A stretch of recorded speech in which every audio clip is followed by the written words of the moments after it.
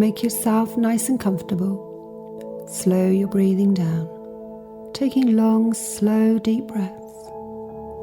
As those slow, deep, calming breaths start to relax your body, you feel the natural desire to close your eyes. So on your next long, slow, deep breath, I'd like you to close your eyes and keep them closed. It's not important to stay completely still while in this state of relaxation, but it is important to be completely comfortable. So at any time, you may adjust yourself in whatever way you need to do to ensure you are as comfortable as possible. Continue to focus on your slow and steady breathing, allowing each breath to relax you deeper. Each breath you take, relaxing your body and mind deeper and deeper. And soon you will find that any worries or concerns you may have had will slip away with each gentle breath. Now I'd like you to relax every part of your body from the top of your head to the very tips of your toes. So we'll take each part of your body slowly, allowing each and every part of it to relax and smooth out completely. Start by imagining the very top of your own head. Imagine the top of your own head starting to relax, and allow that relaxation to spread gently down to your face, your eyes, nose and mouth. Now relax your neck and shoulders. Allow your neck and shoulders to sag loosely. Free them of any tension. Really relax your shoulders. Now let that same relaxation move down your arms, all the way down your arms to your wrists, the very tip of each of your fingers. It's a good feeling when you can notice your body starting to unwind and relax as much as it can. After you've experienced this feeling of total relaxation, you will continue to feel calm for ages afterwards. It's a good feeling, a feeling of total relaxation, a feeling of inner calm. And now let your chest muscles relax. And as your chest relaxes, so your slow and natural breathing becomes effortless. Now let your stomach relax, releasing any knots from your stomach. Then your hips. Relax your hips and your back. Allow the whole of your back to relax. And now let that relaxation spread down your legs. Let all of the muscles in your legs relax. Relax your thighs, your calves and your shins. Allow them to relax completely, loose and limp. Relax your ankles, your feet. Relax the very tip of every toe. That feeling of relaxation and warmth that started on the top of your head has spread down your body to the very tips of your toes. So you can relax, you can completely let go and enjoy this feeling of total relaxation. And as you continue to relax, every word I say will relax you more.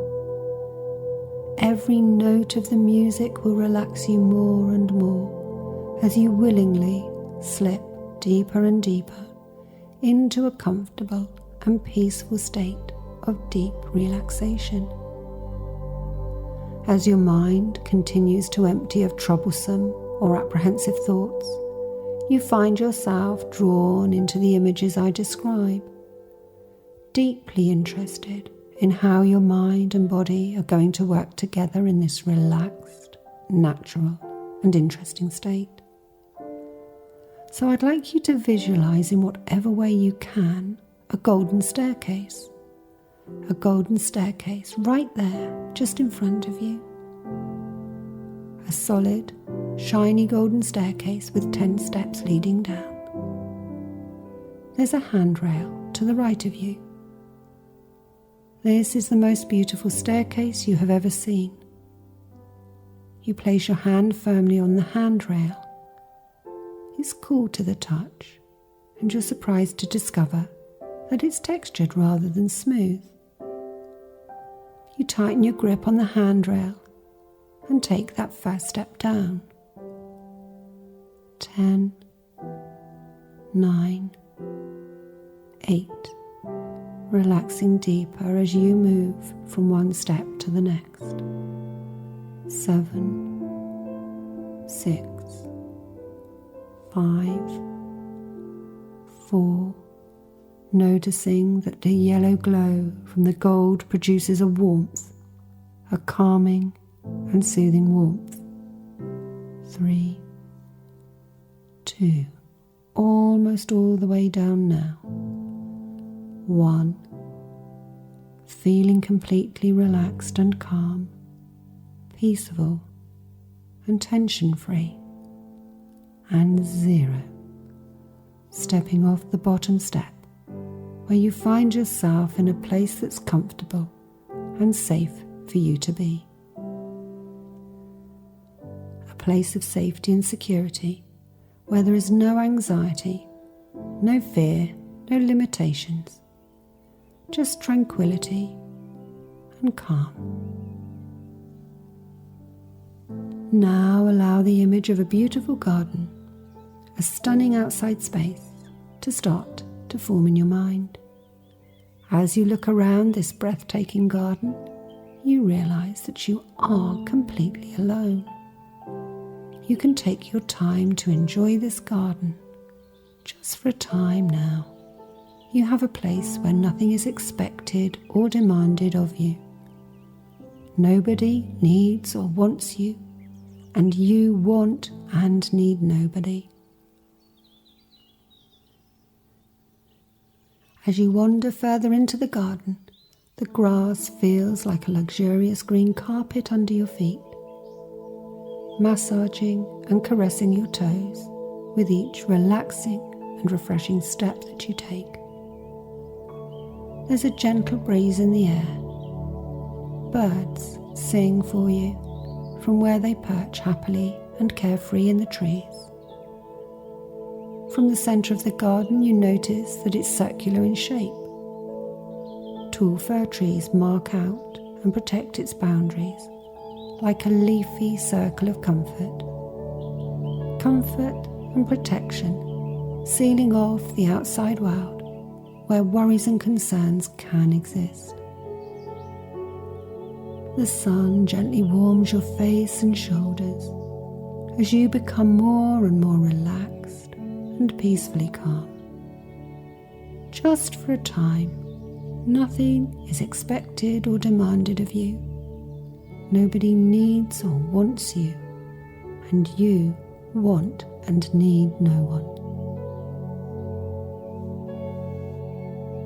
Feeling so deeply relaxed and calm, safe and untroubled in your new surroundings, you close your eyes, allowing yourself to feel this magical garden rather than see it for a moment. You find the darkness surrounding you strangely comforting, and in the absence of visual stimulus, your mind wanders, unwinds, and explores even further.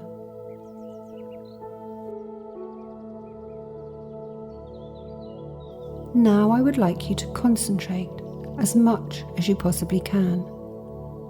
I want you to use your powerful imagination to its full extent, because you have decided to make changes to the way you think and feel about chocolate.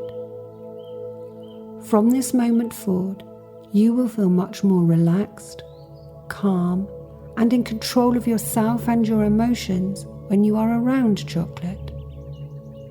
More relaxed and extremely confident in your ability to manage your thinking about chocolate well, so that the fear and anxiety you used to create around chocolate will no longer exist. It only ever existed in your mind. Without your thoughts creating and maintaining it, it simply has no form or life of its own. And because you have made the decision to change the way you feel about chocolate, your subconscious mind is going to do everything within its power to help you make those changes. Now, I know that chocolate is something that, until today, you believed that you enjoy very much. And in life, we should all have a little of what we like. But it is important to remember that too much of anything is not a good thing. You are listening today because you want to change the way you eat chocolate. Your current chocolate consumption will, or may already have, impacted negatively on your shape and size, health, mood, and confidence. Now, you may be interested to learn a little about why us humans are drawn to and enjoy gorging on calorific, high-fat, and high-sugar foods. Although food is diverse, plentiful and nutritious in the world we currently live in, it hasn't always been that way. Man has existed on this planet for thousands and thousands of years, and food hasn't always been readily available and easy to come by. We would be considered a sizable mammal in need of large and regular supplies of food to survive. In the past, coming across a small package of high-fat, high-calorie and sugary food would have been seen as a real bonus. And to eat as much as we could of that food type in one go would have been a good survival technique. But our lives are unrecognizable now, and food simply is not one of our concerns. What you probably will identify with is that our threats nowadays are emotional rather than environmental. We worry about unexpected bills, relationship breakups, being late for work, what negative opinions people may be forming of us. And although none of these are connected to food, many of us seek the answer or relief in food, and more often than not, that food is chocolate. Now I'd like you to imagine this scene for me, please. It's a slightly overcast and damp Saturday afternoon. You are alone at home and just flicking through the TV channels or a magazine, unable to find anything to hold your interest, when the phone rings. You answer, and on the other end is a good friend of yours, asking if you're up to much right now. And if not, would you be able to give her a hand to clean her grandmother's cottage? Your friend explains that her grandmother has been in hospital for a number of months, recovering from an operation, but is due to be discharged and return home on Monday. Your friend doesn't want her grandmother to come home to a dirty house, but says it's quite a big job, as her grandmother wasn't very mobile before her operation and found it hard to keep on top of the housework. Your friend is confident that with an extra pair of hands, she could get the place spick and span. Happy to offer your assistance and cure your boredom, you agree to meet your friend at the cottage and get started. From the outside of the little house, it looks quaint, nostalgic, and quite well kept. The front gate could do with a little paint, and the grass is a bit long. But that all just adds to its charm. When your friend opens the front door, it's a different story. They hadn't been exaggerating the fact that this was going to be a two-man job. Inside the cottage, it's quite dark from partially drawn thick curtains. Your friend's grandmother must have been a smoker at some point, as the ceilings and walls have a yellowish tinge to them. Every surface is thick with dust, and every time you move, that dust becomes airborne. It's quite possible that more dirt will be brought out of the house on your feet than is brought in, as you hear crunches and pops every time you move your feet. And every other step is delayed by some sort of sticky substance. With a nervous smile, your friend announces that they will take upstairs if you are happy to start downstairs. This agreed, you decide to make your start in the kitchen. You slip on your rubber gloves and hunt around for the bucket and cleaning products to find the one best suited to grease and grime. It's a slow start. Even when you leave the bleach and grime remover on the work surfaces for a number of minutes prior to scrubbing, it still only removes the first layer of filth. When cleaning the floor, you become pretty certain that you've identified mouse droppings, and hair and fluff keep clogging up your mop. Each cupboard contains its own unique individual smell that grabs at the back of your throat and brings tears to your eyes. Slowly but surely, you make progress, until all that's left, untouched by the bleach and your elbow grease, is the fridge. Breaking into a light sweat at the thought of what that fridge may be hiding, you slowly open the door and the light pings on. You're pleasantly surprised to find that, sealed from the horrors of the rest of the house, the inside of the fridge is probably the cleanest thing you've seen since you got there. And even more pleasantly surprised to find an unopened bar of your favourite chocolate on the top shelf. Your first thought is that you would never eat anything that you found in that property and survive. But after a moment, you take a closer look at the chocolate. Studying it carefully with your hands and your eyes, you see that it's both fully sealed and in date. You've worked hard. You've really worked hard cleaning that day. And surely, this must be your reward. You've earned it. This is your all-time favourite chocolate, and the only edible thing in the house. It's got to be fate. You open the bar of chocolate slowly, removing its wrapper. Inside, it's the right colour and looks and smells so good. Your friend is still busy upstairs, so you won't have to share, and there won't be any witnesses. Breaking off a large piece of delicious chocolate, you pop it into your mouth. At first, the texture and taste is as you were expecting. But as you start to move the chocolate around your mouth, guiding it with your tongue and chewing it with your teeth, the sensations change. That chocolate is every bit as nasty as the rest of that filthy house. Rather than melting in the warmth of your mouth, it's turning to grit, which feels like cat litter between your teeth. It scratches your gums. Instead of explosions of cocoa and milk, you get puffs of dust that stick to the top of your mouth and tickle the back of your throat. It tastes bitter, tarry, as if reminiscent of the days people were allowed to smoke in this house.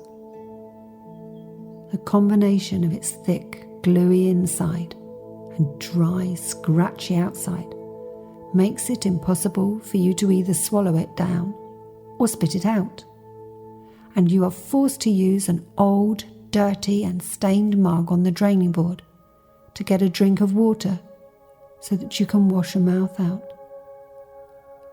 As you spit into the sink, you're nauseated by what you see. The mixture in the sink looks like black, gluey sand, with slightly larger lumps that remind you of mouse droppings that you cleared earlier. In amongst this mixture is hair, dust and fluff, and the smell is both sour and acidic.